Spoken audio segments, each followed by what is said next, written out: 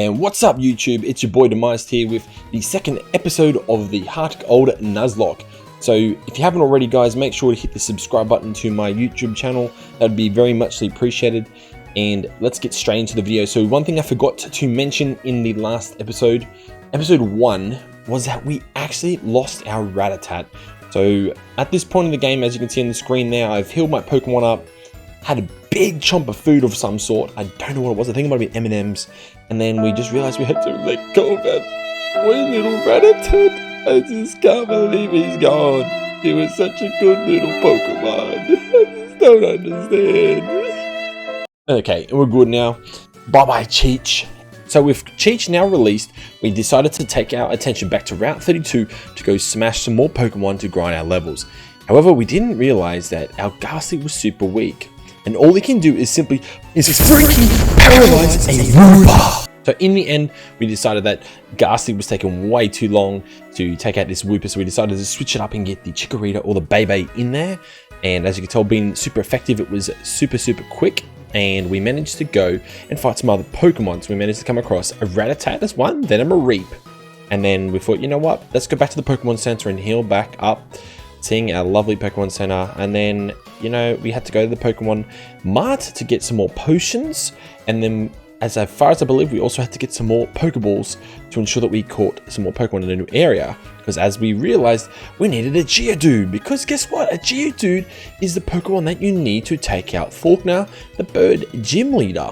So we caught that bad boy Geodude and we gave him the awesome nickname of Dude. Of all things you could think of, we called him Dude. Okay, so then what simply had to happen was we had to go train Dude on numerous Pokemon, such as Spinarak was one of them, and had to level him up to get the move Rock Throw, as Rock Throw is the one move that will simply sweep Faulkner's team of birds and give us a easy freaking game. So then he learned Rock Throw, and we got rid of Defense Curl, because who would ever use Defense Curl? And now we are basically on our way back to Violet City. We need to heal up first at our beautiful Pokemon Center, and then we're going to go off and tackle the first gym. So as you can see, we've come up to the first trainer.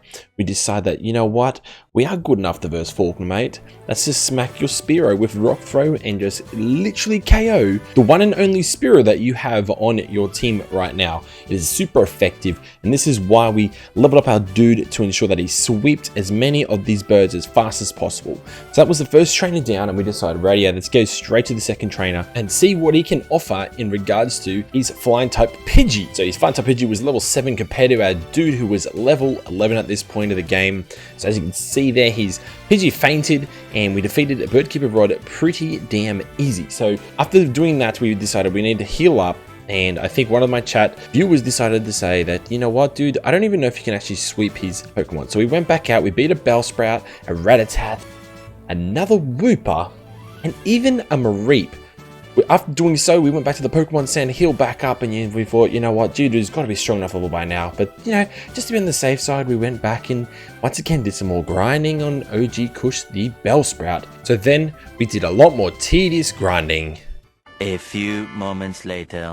Once this was done, we thought, you know what, Dude's at level 15 now. He's just learned Magnitude, which is a great move, not so much against Faulkner in his gym, so we went back to that famous Pokemon Center to heal back up once again. So once they're all in check, we thought this is the time. We are ready to verse Faulkner. We're ready to verse his gym leader, and we're going to clap his flying type Pokemon, hopefully with a single Geodude. So we went in there and we battled this dude, and we're like, you know what, man, we've got this in the bag. We've got this super in the bag. So he starts off with Pidgey.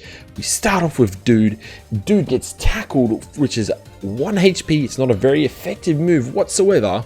And then we literally one-tap him with the simple as Rock Throw. And that would be the last we'd see of the Pidgey. So then he decides that he's like, radio, let's bring out my strongest Pokemon, which obviously is his Pidgeotto at level 13. So now my dude's sitting at level 15 with nearly full HP. I take a full Gust attack, which once again does bugger all damage. And then we manage to get the one Rock Throw move off and faint the Pidgeotto.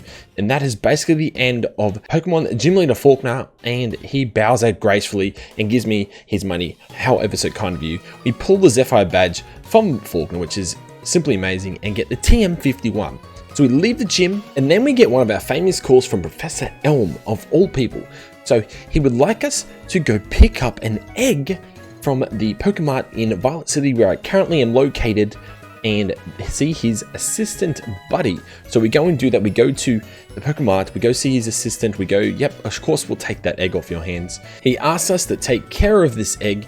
Of course we will do just that as soon as we assign it to our party. So then we come across some random lady and she's like, oh, the egg, I'm counting on you to look after it. I'm like, no worries, love. And she goes off on her way. It was a bit of a weird encounter. So we went down past Route 32, ran into the guy that keeps blocking us to get Miracle Seed, and we started versing random trainers on this route. So obviously we cannot catch any Pokemon on this route still. So it's a big bummer after that encounter with the Wooper in the previous episode. So that is fine. So we train up our OG Kush. He starts smacking some Pokemon. We get Dude out there to get some more XP as well, even though he's like the highest Pokemon in our party right now. He comes out and obliterates this Zubat with his Rock Throw.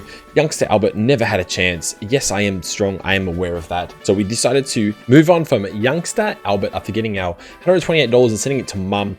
And we found Pitnica Liz just chilling in the corner and thought, you know what, let's have a talk to her and see if she would like to have a battle with us. So she brought out her Nidoran. We decided, you know what, it's time to get this E with some training. Even though it couldn't fully beat off the Nidoran, we got Bebe to sweep up in the end with the awesome critical hit. And that was the end of that battle with Pitnica Liz.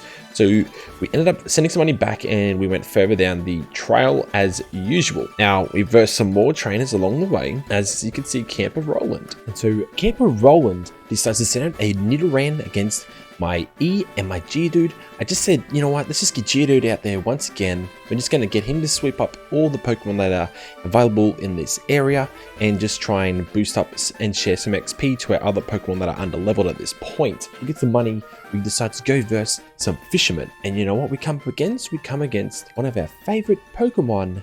Just kidding guys, it's a Magikarp. So we decided, you know what, Magikarp can literally just sit there splashing. We'll send Larry out there and get some free XP without having to share it. So Larry cleans up the Magikarps, which is perfectly awesome. And we decide to move on to the next guy who has a bunch of Poliwags. So Poliwags, once again, are decent enough for Larry, but we play on the safe side because, you know, being a Nuzlocke, we don't want to lose anything. And we just get the Bebe out there to do the super effective damage from Razor Leaf. And that is the end of the Fisherman Henry. So we have one more Pokemon Fisherman at the very bottom. And we go, yep, let's just get this over and done with. We really need that XP before we get to the next place. So we get Bebe out once again using Razor Leaf and destroying their Goldeen. Simply just like that in one hit. So that's the end of the Goldeen. It faints, and that's the end of the Fisherman Ralph. So that's the end of this episode for my Heartgold Nuzlocke episode 2, guys. Make sure to check out my socials in the description below and check me out streaming on Glimish. See you in the next video, guys. Peace.